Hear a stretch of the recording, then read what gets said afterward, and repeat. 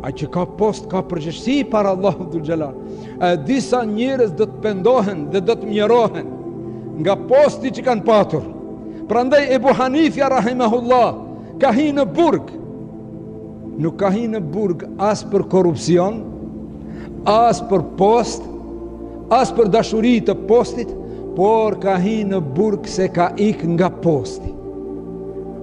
Mbretja se i kohë Mensuri i ka ofru të jetë gjykatësi suprem, por a i ka thonë, në këtë post a mbas shëriatit, a do t'jemi lirë?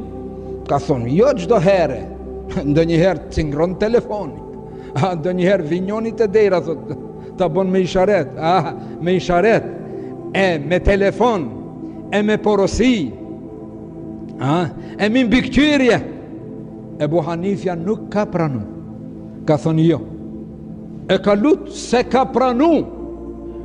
Andaj pejgamberi sallallahu alaihi wasallam parime ka bo, ligje ka bo.